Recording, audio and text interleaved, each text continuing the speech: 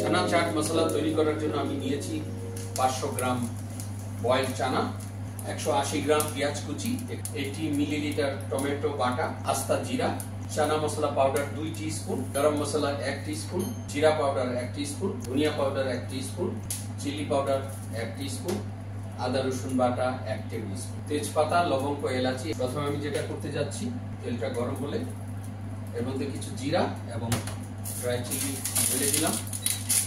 তেলটা গরম হয়ে গেছে, জিরা ঢেলে দিই, পেঁয়াজ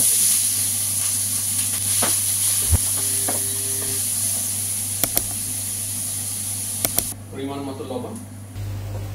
বন্ধুরা দেখতে পাচ্ছেন আমার পেঁয়াজ গোল্ডেন ব্রাউন হয়ে গেছে। এখন জিঞ্জার গার্লিক পেস্ট ঢেলে দিলাম, 1 কাপ পানি।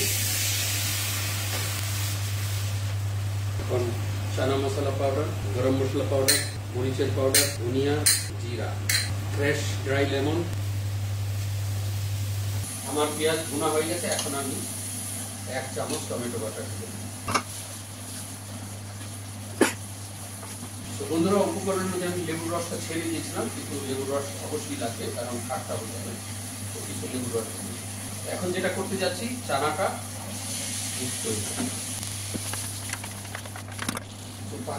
পানিটা শুকিয়ে গেলেই আমার চানা চাট মশলা পরিবেশনের জন্য প্রস্তুত হয়ে যাবে।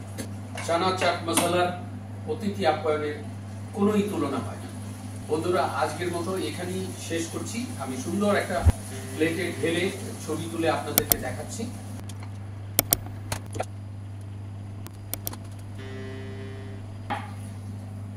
বন্ধুরা, আমার চানা চাট মশলা পরিবেশনের জন্য প্রস্তুত।